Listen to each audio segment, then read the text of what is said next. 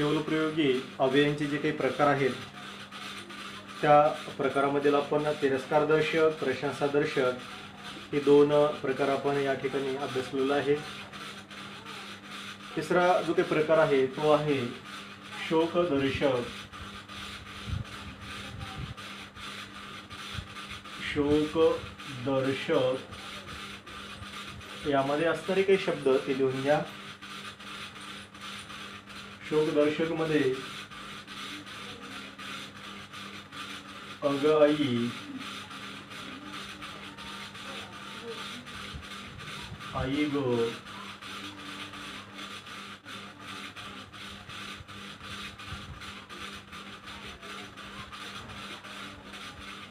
हाय हाय,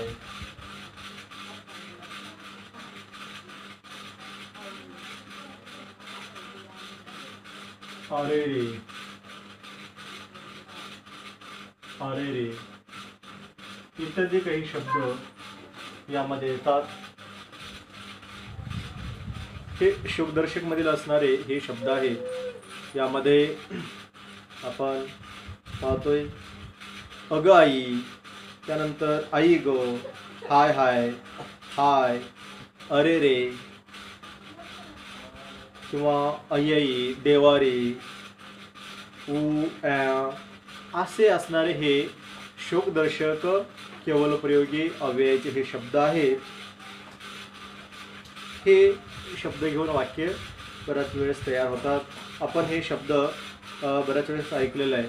अरे रे खूप वाईट झालं, किंवा आपण आपल्या मित्राच्या किंवा पाहुण्यांच्या नातेवाईकांच्या घरी एखादी ते दुःखद घटना घडल्यानंतरही आपण त्यांच्या घरी जातो आणि मग आपण अरे रे खूप वाईट झालं अशा प्रकारचा आपण तिथे शब्द प्रयोग करतो. किंवा अरे रे असं व्हायला नको होतं, किंवा देवारे हे व्हायला नको होतं, अशा प्रकारचे शब्द प्रयोग किंवा वाक्यरचना आपण इथं करतो. हाय हाय वगैरे असे काही जे शब्द आहेत हे शब्द इथं म्हणजेच हे शोकदर्शक आहे. एखाद्या ठिकाणी काही दुर्घटना घडलेली आहे तर अशा ठिकाणी आपण ते हाय हाय वगैरे असे सुद्धा शब्द प्रयोग आपण तिथं करत असतो. हे असणारे शोकदर्शक शब्द आहेत. अरे रे किंवा देवारे हे शब्द की देवारे असं व्हायला नको होतं असं काही म्हणले जाणारे शब्द आहेत.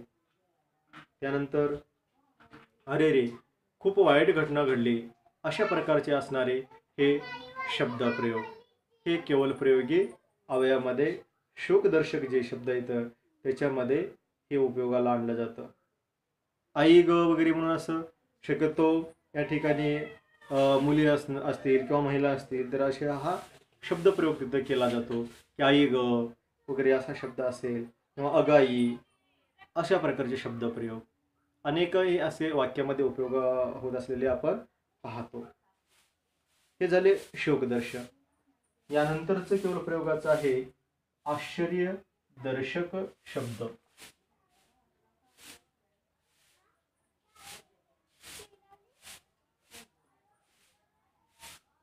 आश्चर्यदर्शक, आश्चर्यदर्शक मध्ये काही शब्द आहेत ते आपण पाहूया.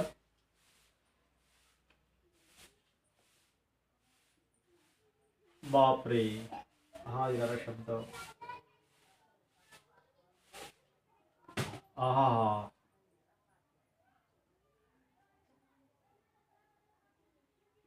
चकचक एक शब्द आहे. अरेच्चा, अरेच्चा,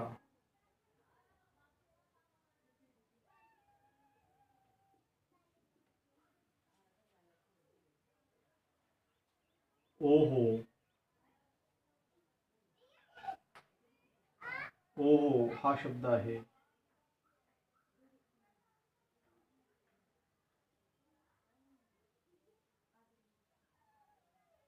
अबब,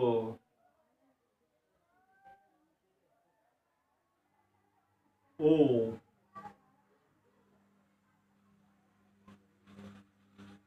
अय्या,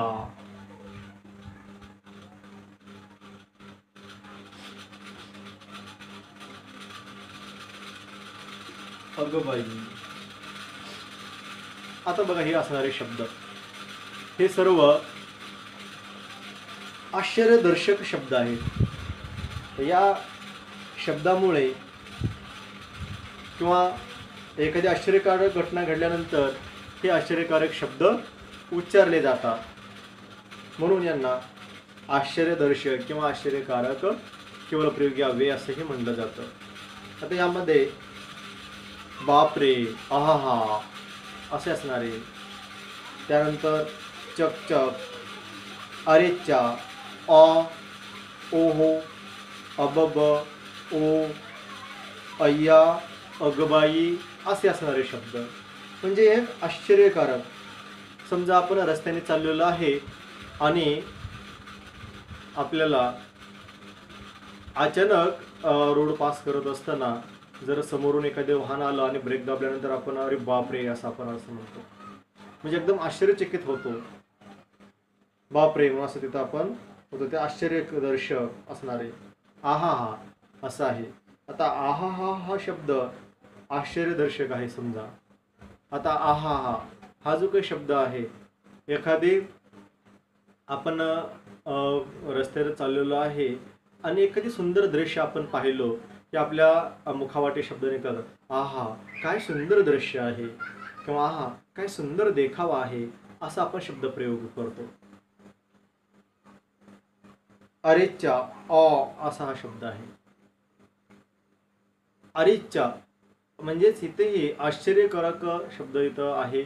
एखादी आपण आश्चर्यकारक घटना किंवा गोष्ट पाहिल्यानंतर अरेच्चा असं आपण म्हणतो. किंवा आपला मित्र खूप दिवसानंतर आपल्याला अचानक दिसला तर आपल्याला आश्चर्य होतं आणि आपण म्हणतो अरेच्चा तू कसं काय इथं मला भेटलास, आपण असं म्हणतो. म्हणून इथं आश्चर्यकारक असणार आहे. त्यानंतर असा शब्द सुद्धा आहे.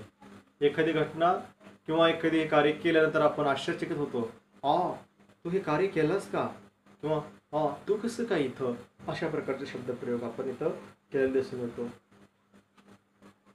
अबब आहे, ओहो आहे, ओहो असाही शब्दप्रयोग केला जातो. म्हणजे आश्चर्यकारक अत्यंत असं काही म्हणजे अविस्मरणीय असं काही घटना घडली की आश्चर्यकारक शब्द इथे निघतात. ओहो असा शब्द प्रयोग होतो. म्हणजे ओहो तू एवढं मोठं कार्य केलंस असं आपण म्हणतो. किंवा ओहो तू एवढ्या उंच आकाशामध्ये भरारी मारलास असंही आपण इथे म्हणतो. ओ अव अय्या असा. हे अय्या अगबाई अय्या हे शक्यतो म्हणण्यापेक्षा स्त्रिया हे शब्द प्रयोग करतात. अय्या अगबाई. समजा एखादी आपण आता उदाहरणादाखल जर घ्यायचं असेल, अय्या तुम्ही इथं मिळाला असेही शब्दप्रयोग आपल्याला दिसून येतो. अय्या शब्द. किंवा एखादी खूप दिवसानंतर तिथं अचानक एखाद्या तरुणीचा एखादे मित्र वगैरे तिथं असेल आणि भेटलेला आहे तर ते म्हणेल की अय्या तुम्ही इथं दिसता, असंही ते म्हणते. किंवा अगबाई. किंवा अचानकपणे खूप दिवसानंतर आणि एखादे पुरुष वगैरे तिथे भेटलेला आहे किंवा एखादी व्यक्ती असेल किंवा मग स्त्री असेल समजा, तर त्या तरुणीच्या तोंडामधनं असा शब्द निघतो, अगबाई तुम्ही इथं आला, अशा प्रकारचं. अशा प्रकारे शब्दप्रयोग म्हणजे आश्चर्यकारक त्याच्यामधून भावना व्यक्त होत असलेला आपल्याला दिसून येतो. यानंतर आहे हर्षदर्शक. पाचवा जो काही प्रकार आहे हर्षदर्शक.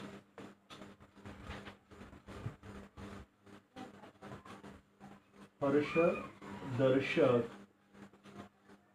केवलप्रयोगी अव्ययाचा हा पाचवा प्रकार हर्षदर्शक. म्हणून हर्षदर्शक मध्ये ओहो ओहो हा शब्द येतो.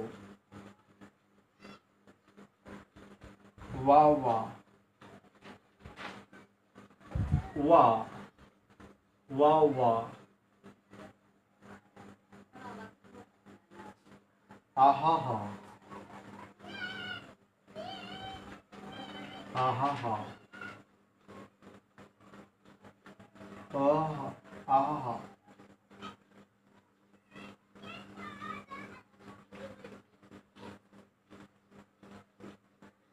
आहा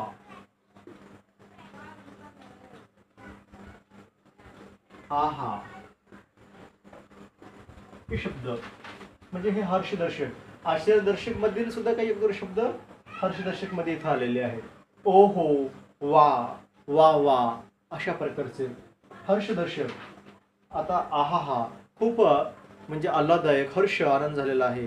किंवा हर्ष म्हणजे हर्षदर्शक म्हणजेच काय, आनंददर्शक. आनंद जिथं होतो त्याला हर्षदर्शक असं म्हणलेलं आहे.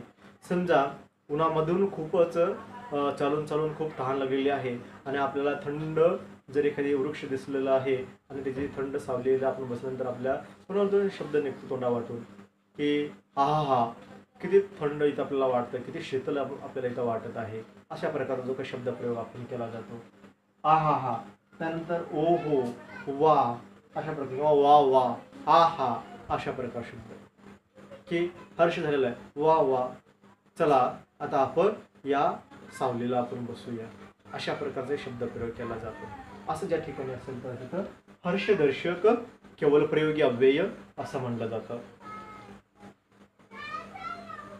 यानंतरचा प्रकार जो आहे सहावा जो आहे हर्षदर्शक नंतर मौन दर्शक.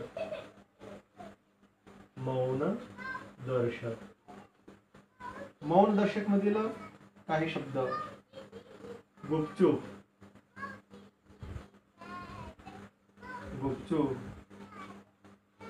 चूप, चूप हा शब्द आहे. चीप, गप, काही इत्यादी असणारे असे ते शब्द. आता हे जे शब्द आहेत यामध्ये मौन दर्शक, गुपचूप, चूप, चीप, गप असे काही शब्द आहेत. किंवा कधी आपण असं खून केली जाते की शांत बसण्यासाठी वगैरे, हे गुपचूप बस, चूप बस असं म्हणून आपण सांगितलं जातो. म्हणजेच हे जे काही शब्द आहेत तर हे मौन दर्शक केवळ प्रयोगी अव्ययांचा असा हा प्रकारामध्ये आहे. आता मौन दर्शक नंतर सातवा एक प्रकार आहे संमती दर्शक.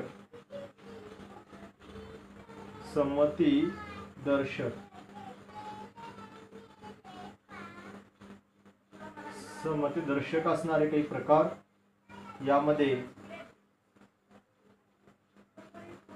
बरं आहे, हा, अच्छा,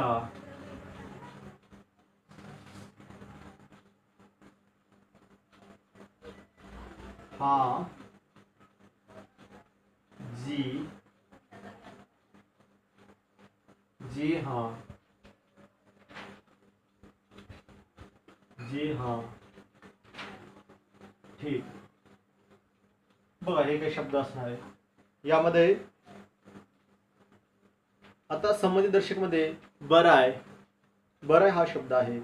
हा, अच्छा, हा, जी, जी हाँ, ठीक.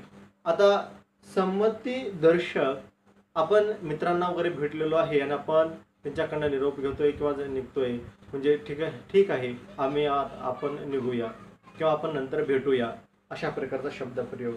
बरं आहे आम्ही चालतो किंवा बरं आहे आम्ही येतो अशा प्रकारचं आपण संमती घेतो असतो. म्हणजे संमती दर्शक. किंवा जात असतं ठीक आहे या तुम्ही आपण असं म्हणतो.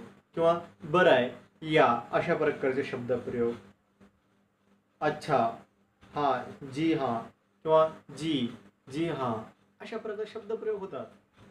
किंवा जी किंवा जी हाँ हे थोडंसं आदरपूर्वक आहे आणि हे संमतीदर्शक आहे. ठीक आहे, जी हाँ ठीक आहे किंवा जी हाँ तुम्ही येऊ शकता किंवा जी हाँ तुम्ही जाऊ शकता अशा प्रकारचे. म्हणजे या ठिकाणी संमती दिली जाते असं असणारे हे संमतीदर्शक असणारे काही शब्द या ठिकाणी.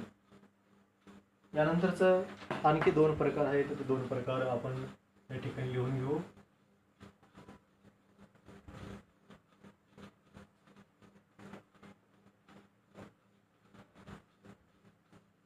संमती दर्शक नंतर आठवा जो काही प्रकार आहे संबोधन दर्शक. संबोधन दर्शक. आता संबोधन दर्शक असणारे यामध्ये काही शब्द आहेत ते शब्द आपण इथे लिहून घेऊ. संबोधन दर्शक मध्ये अग, अरे, अहो, अहो, ए, अगा,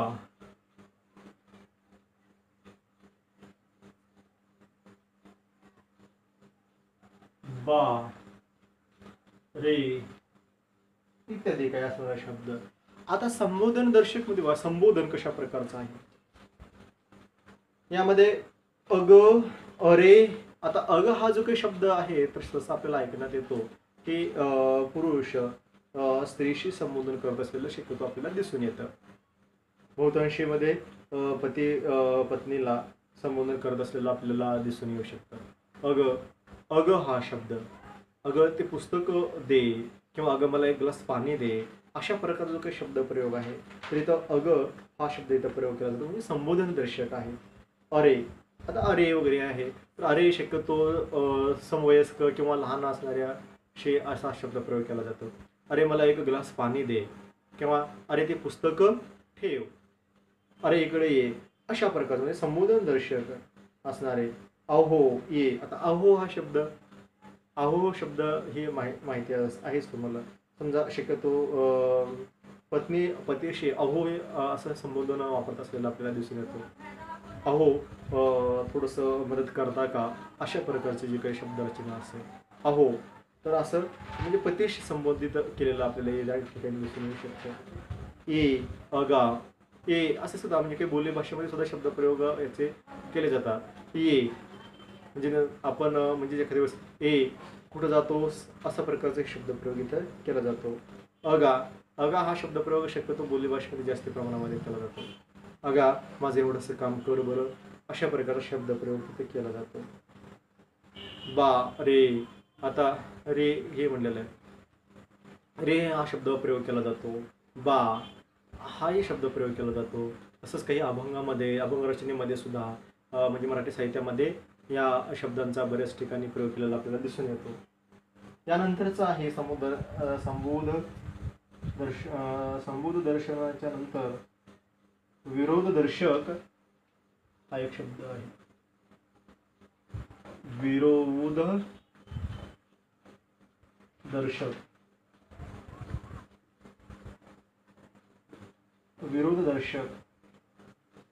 आता विरोध दर्शक यामध्ये काही शब्द आहेत ते लिहून घेऊ आपण. छे,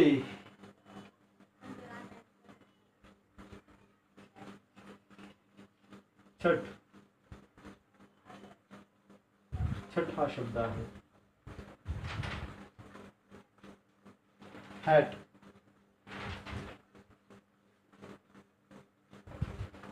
हॅट. छे छे, छे छे. ओहो इत्यादी काही शब्द आहेत.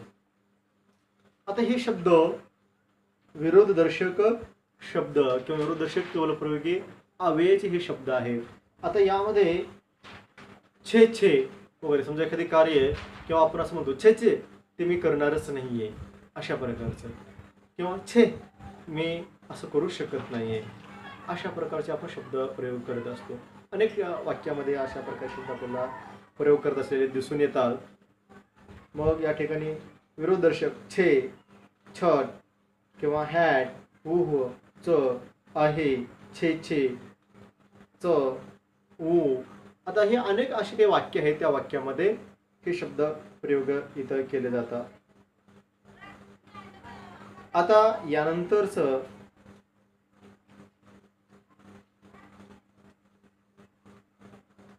काही प्रकार जे आहेत केवळ प्रयोगी अव्ययाचेच तेही इथं आपण थोडं समजून घेऊया.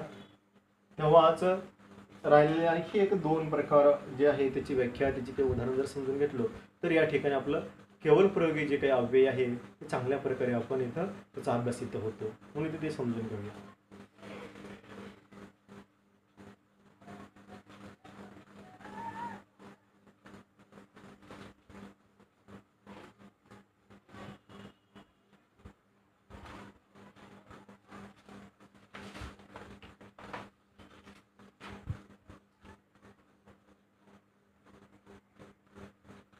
व्यर्थ उद्गारार्थी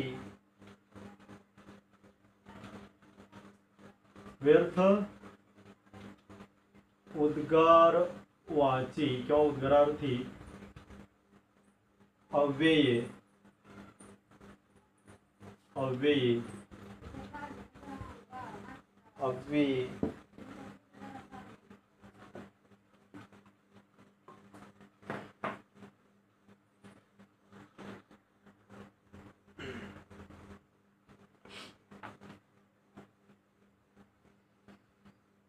केवळ प्रयोगी अव्ययांचाच असणारा व्यर्थ उद्गारवाची अव्यय हा जो काही प्रकार आहे तोही या ठिकाणी आपल्याला अभ्यासावायचा आहे.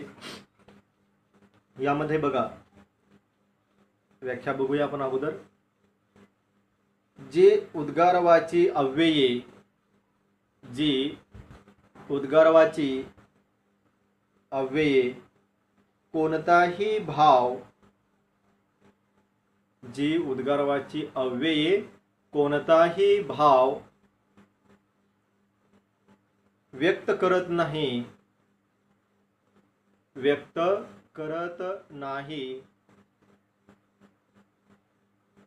तसेच त्यांच्या वापराने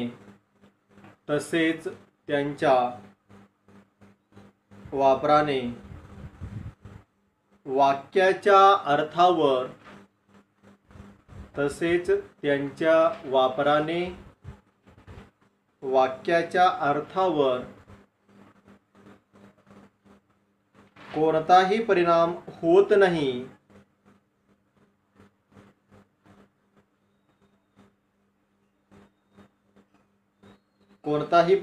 होत नाही किंवा वाक्याच्या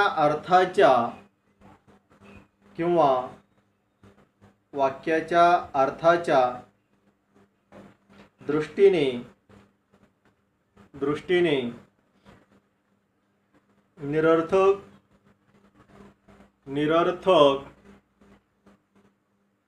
किंवा व्यर्थ असे हे शब्द येत असल्यामुळे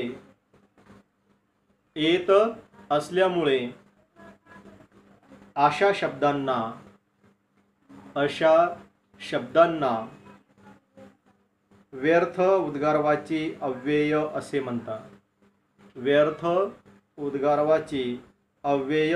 म्हणतात. उदाहरणामध्ये बेटे, आपला, म्हणे, बापडा असे काही शब्द. आता वर आपण केवळ प्रयोगी अव्ययाचे असणारे काही प्रकार आपण अभ्यासलेले आहे. उद्गारार्थी अव्यय किंवा केवळ प्रयोगी. आता यामध्ये वेगवेगळ्या प्रकारचे आपण तिरस्कारदर्शक, प्रशंसादर्शक, आश्चर्यकारक, संबोधन दर्शक इत्यादी असे आपण प्रकार आपण बघितलो, त्याचे शब्द घेतलो, उदाहरण आपण पाहिलो. आता या ठिकाणी व्यर्थ उद्गारवाची अव्यय असं म्हटलेलं आहे. व्यर्थ. आता यामध्ये काय म्हटलेलं आहे आपण हे थोडंसं समजून घेऊया. जे उद्गारवाची अव्यय कोणताही भाव व्यक्त करत नाहीत. आता काही उद्गारवाची अव्यय आहेत ते कोणताही भाव या ठिकाणी व्यक्त करत नाहीये. तसेच त्यांच्या वापराने वाक्याच्या अर्थावर कोणताही परिणाम होत नाही. म्हणजेच असे काही उद्गारवाचे वाक्य आहेत किंवा शब्द आहेत की त्यामुळे किंवा उद्गारवाचे शब्द किंवा अव्यय आहेत की त्यामुळे ते कोणताही भाव व्यक्त करत नाहीयेत आणि त्यांचा कोणताही म्हणजे परिणाम आपल्याला दिसून येत नाही. असं कोणताही भाव व्यक्त करत नाहीत आणि त्यांच्या वापराने वाक्याच्या अर्थावर कोणताही परिणाम होत नाही. परिणाम कशावर होत नाही? वाक्याच्या अर्थावर, तो वापरल्यामुळे वाक्याच्या अर्थावर काही परिणाम होत नाही किंवा न वापरल्यामुळे वाक्याच्या अर्थावर परिणाम होत नाही अशा प्रकारचं, किंवा वाक्याच्या अर्थाच्या दृष्टीने निरर्थक किंवा व्यर्थ आहेत, म्हणजेच ते वाक्याच्या अर्थाच्या दृष्टीने ते निरर्थक आहेत किंवा ते व्यर्थ आहेत असे जे जिथं आहेत किंवा असं असल्यामुळे त्यांना व्यर्थ उद्गारवाची अव्यय असं म्हटलेलं आहे. आता या ठिकाणी आपण काही शब्द घेतोय, बेटे, आपला, म्हणे, बापडा असे काही शब्द असणारे, त्याचे काही वाक्य आपण इथे घेऊया. उदाहरणामध्ये बघा, उदाहरणामध्ये बेटे, आपला, बापडा,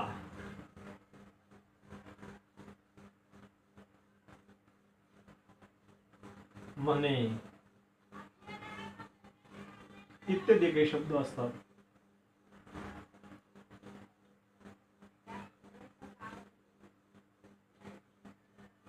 आता एक उदाहरण घेऊया आपण इथं. मन खूप धाव घेते,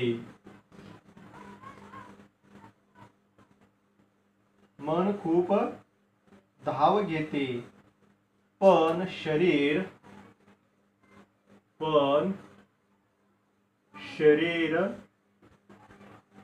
बेटे, पण शरीर बेटे साथ देत नाही, साथ देत नाही. आता लक्ष द्या, मन खूप धाव घेते पण शरीर बेटे साथ देत नाही. आता इथं आलेला जो काही बेटे हा शब्द आहे हा निरर्थक आहे, याचा काही या ठिकाणी उपयोग आपल्याला तितकासा जाणवत नाहीये. मन खूप धाव घेते पण शरीर साथ देत नाही असं जरी म्हटलं तरी वाक्याच्या अर्थामध्ये बदल होत नाहीये, किंवा बेटे शब्द वापरला तरी वाक्याच्या अर्थावर काही परिणाम होत नाही, आणि बेटे शब्द नाही वापरला तरी वाक्याच्या अर्थावर परिणाम होत नाही. बेटे शब्द वापरला तरी अर्थावर परिणाम होत नाही आणि नाही वापरला तरी अर्थावर काही परिणाम होत नाही. असं या ठिकाणी हे शब्द या ठिकाणी प्रयोग केले जातात. मन खूप धाव घेते पण शरीर बेटे साथ देत नाहीये अशा प्रकारचं.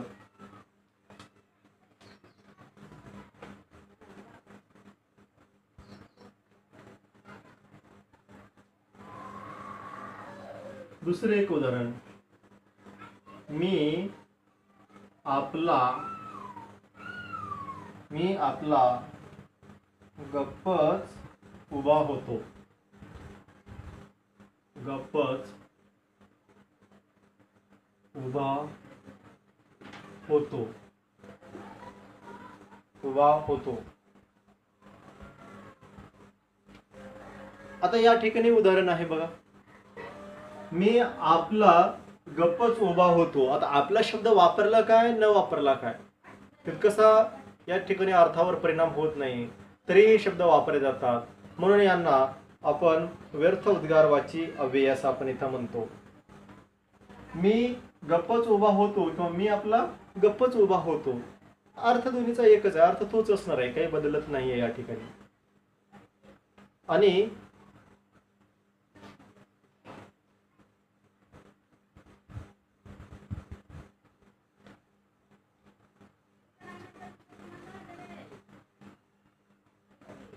काल म्हणे खूप पाऊस पडला, काल म्हणे खूप पाऊस पडला.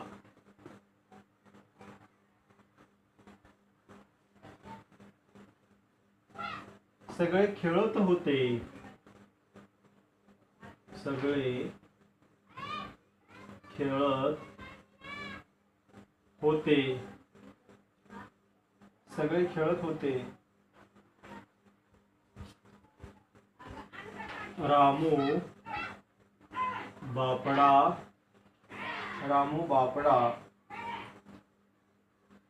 गप्प बसला होता. गप्प बसला होता. आता इथे सुद्धा बघा, लक्ष द्या थोडस. सगळे खेळत होते, रामू बापडा गप्प बसला होता. काल म्हणे खूप पाऊस पडला. तर काल खूप पाऊस पडला असं म्हटलं तरीही वाक्यामध्ये काही, वाक्याच्या अर्थामध्ये काही बदल होत नाही. काल म्हणे खूप पाऊस पडला, म्हणे हा शब्द इथे घातल्यानंतर तर काही तेवढा वाक्याच्या अर्थामध्ये बदल झालेला दिसून येत नाही. सगळे खेळत होते, रामू बापडा गप्प बसला होता, किंवा सगळे खेळत होते, रामू गप्प बसला होता. म्हणजे बापडा हा शब्द वापरला तरीही काही वाक्यामध्ये बदल किंवा वाक्याच्या अर्थामध्ये फरक पडत नाहीये, आणि बापडा शब्द नाही वापरला तरीही वाक्याच्या अर्थामध्ये काही बदल होत नाहीये, तेवढा फरक पडत नाहीये. म्हणजे अशा प्रकारचे जे काही शब्द आहेत त्यांना आपण व्यर्थ उद्गारवाची अव्यय असं आपण इथं म्हणतो.